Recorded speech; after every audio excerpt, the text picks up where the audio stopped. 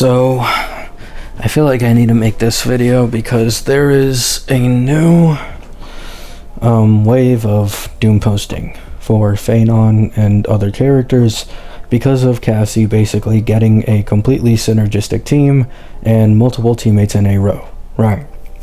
So, in my last video, I talk about how Phainon does have 3 designated supports, while as of current, Cassie only has 1. Someone wanted to fight me over this and say that I'm sugarcoating it to, make Cassie shilling look like not that bad, and this and that in reality, Phainon's situation is much worse than Cassie's, right?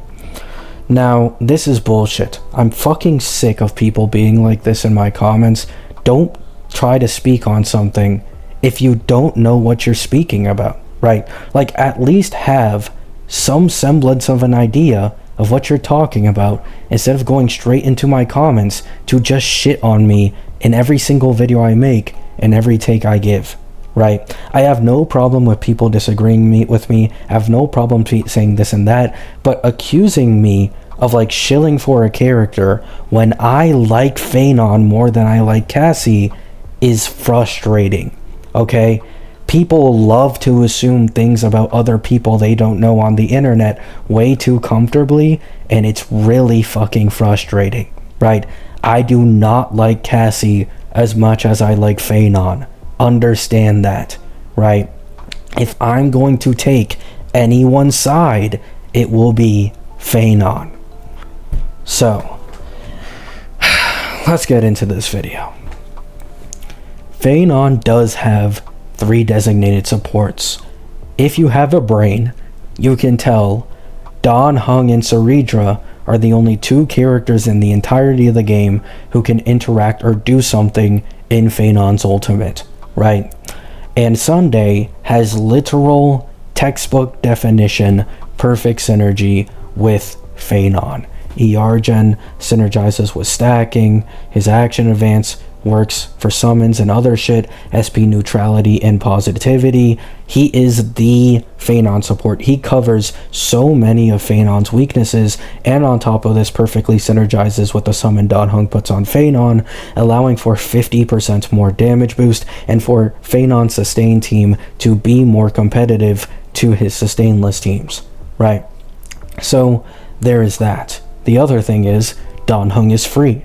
There is no one in the entirety of Castrus's team who is free. You need to pull every single fucking character, their Lycones, their Eidolons if you want that, but there is no one in Cassie's team who is free, while with Phainon, one of his teammates is free. So this means you can put that one cost into somewhere else on the team, right?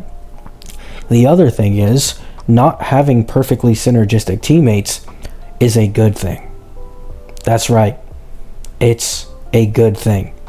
This is why I said what I said at the beginning, where people seem to have no experience with HSR.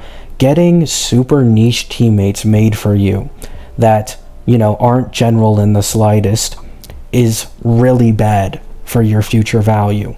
Because unlike Phainon, who can continuously get buffed by stronger supports releasing in future versions, Cassie cannot get this treatment because the Mono Remembrance team is extremely tailor-made for each other, and it's going to be incredibly difficult to remove any of them as you'll lose a piece to the puzzle, right? While with Phainon, his 4th slot in Sustainless can always come by any new support, right? Even Cyrene could be his best in slot 4th slot, considering the recent leak also included the fact that Cyrene has a special buff for every single Chrysos heir. So she may have true damage buffing in some type of action advance alongside as well a special buff for Phainon. And this could pretty easily compete, if not surpass, any other harmonies for the Phainon's 4th slot that we have currently, right? So, Phainon can continuously get buffed. Phainon has a free teammate, right? And because he doesn't have perfectly synergistic teammates like Cassie does, he will get indirectly buffed over time, while Cassie won't. And then alongside this, Phainon has the better vertical investment compared to Cassie's team, right? Phainon's vertical investment is broken as fuck. Okay. Oh, voice crack. His team investment is broken as shit compared to any other team in the game. And if I remember correctly, a Phainon team is like 30-40% stronger than any other team at the same E2 investment, which is diabolical, right? It just goes to show Phainon just gets insanely strong given vertical investment. And at E0 horizontal investment, sure, Cassie will probably be stronger than Phainon, but it's not going to be by this astronomical amount like people are making it out to be. In reality, it will probably be, and what's it called?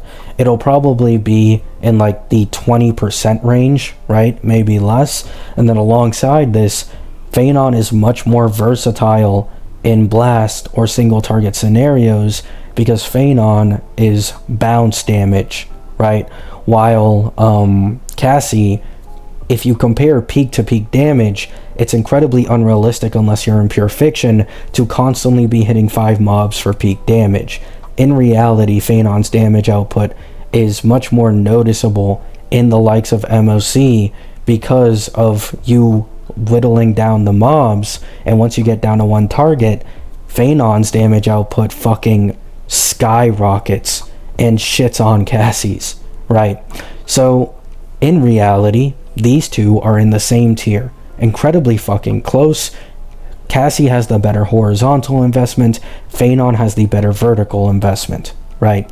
But they are incredibly close, and people trying to act like Phainon is like 5 tiers below Cassie are fucking delusional, right? It is actually peak delusion to think that like Cassie is going to get this best in slot team and every other Amphoreus DPS is now going to be fucking 3 to 4 cycling in version 4, early version 4, right?